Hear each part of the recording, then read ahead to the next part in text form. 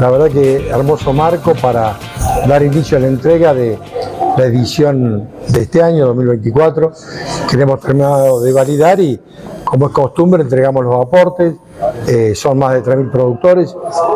Ahora le ha tocado sobre todo a productores cercanos a la ciudad de Córdoba y alrededores. En su mayoría hay muchos productores hortícolas o fructícolas, porque este es un programa que abarca todo tipo de producciones, pero siempre ratificando este concepto que lo plantea el gobernador, ¿no?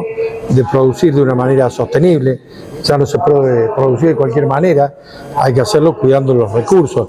Y me parece que este programa lo que ha hecho y ha cumplido ese objetivo es de estimular e incentivar el que hace bien las cosas en el campo. Así que bueno, muy contento por eso. ¿De cuántos son los aportes? Los aportes varían de acuerdo a las prácticas que cada uno vaya haciendo. En este caso, creo que el máximo de algún productor ha sido cercano a los 900.000 pesos, pero en su promedio la mayoría ha estado entre 200 y 300.000 pesos.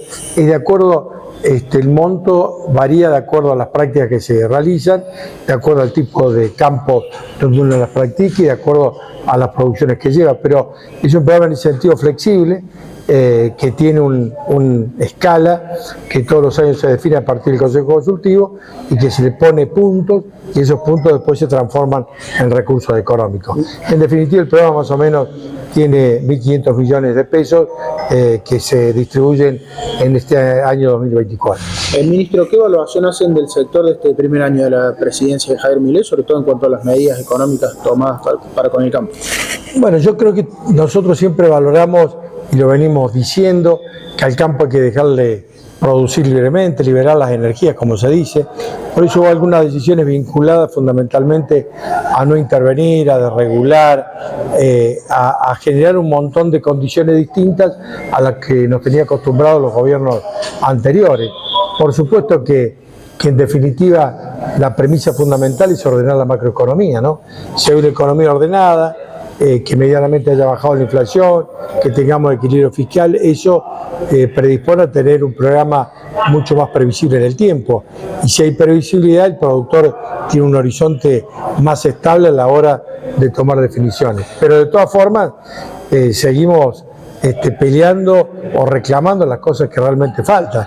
Estructuralmente, el negocio agropecuario con retención es un negocio que tiene una negatividad absoluta, que se hace muy dificultoso, que no se explica y no se entiende por qué se sigue sosteniendo, más allá de que el Estado pueda tener esos recursos porque son fáciles de cobrar, pero entendemos que tendría que haber un horizonte que vaya en el sentido de ir bajando las retenciones para llegar a cero, como hay en otros países de la región, sin ir más lejos. Brasil no tiene retención y por eso Brasil ha duplicado la producción agropecuaria en la última década. Es tan sencillo como eso.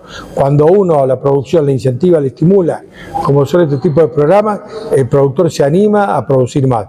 Cuando uno lo penaliza, seguramente se le hace mucho más difícil. Buzo, ¿confían en que pueda haber un anuncio de Milei en tal sentido, en reducción de retenciones? Yo creo que si el gobierno es coherente con lo que piensa, tendría que hacerlo, ¿no? Más allá de que nosotros queremos ser cautos, no queremos ser demagogos, porque sacar las retenciones quizás de un día para otro, y sobre todo en soja, sería dificultoso, pero se podría haber hecho, por ejemplo, las retenciones con el trigo, que son menos gravosas, o el maíz, o seguir bajando en ganadería, y tener una secuencia más o menos razonable con respecto al tema de la soja. Es muchos los recursos que se van, lo decía el gobernador. A veces uno pone nombres o números y no tiene una dimensión de lo que esto significa, pero realmente es importante lo que significa para un productor cordobés el esfuerzo que está haciendo. Yo siempre me remito a un análisis que ha hecho tiempo atrás un dirigente rural del sur de Córdoba, Néstor Rulé, que él había sacado la cuenta y lo había cuantificado lo que significaba el aporte que le había hecho en 20 años que existen las retenciones. Y eso daba como contrapartida 300 hectáreas de campo que había dispuesto al Estado Nacional. Eso me parece que es un dato absolutamente que refleja la realidad del esfuerzo que hace el hombre de campo a la hora de aportar retención. Casualmente hace un rato en la rural argentina, en Palermo, Milei prometió bajar las retenciones, pero lo condicionó a algunas variables. Sabemos que muchas instituciones están pidiendo la rebaja de retenciones porque dicen que sobre todo en soja los números no van a dar positivo. Pero olvídate, Julio, que es así, porque hoy tiene que haber una buena cosecha para que quizás a lo mejor tengamos una ganancia mínima en aquel productor, sobre todo que alquila, que la gran mayoría, no nos olvidemos que el 70% de lo que se produce en Argentina y sobre todo en Córdoba se hace en campos alquilados, por lo tanto ya arrancamos pagando un alquiler importante. Si uno hace soja, lo que decís vos es así, la soja ha bajado como commodity y tiene que haber una buena cosecha para que realmente los números se puedan empardar. Hemos visto que las retenciones se cobran inclusive perdiendo plata. En 2 años de sequía anteriores el productor perdió plata porque cuando levantó la soja sobre todo no le alcanzó para pagar los costos de producción. Aún así le sacaron el 33% bruto de lo que ha producido. Yo tengo confianza de que cualquier presidente que quiera producir más que todo lo que queremos, lo primero que tendría que hacer es tener una decisión vinculada al tema de las retenciones.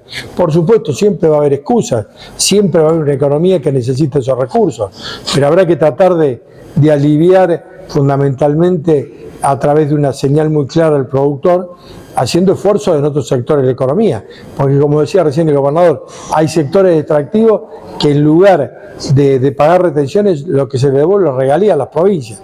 Nosotros lo que hacemos es, nos extraen y pagamos retenciones. La verdad que es un tema que ya no da para más, que tiene que haber definiciones. Creo que siempre va a haber en los gobiernos nacionales excusas, de hecho 20 años hubo de excusas para no sacar las retenciones, son muy fáciles de cobrar, por eso los gobiernos se sienten muy cómodos en ese sentido. Pero pensando en querer aumentar la producción, no hay otro camino que sacar la retención.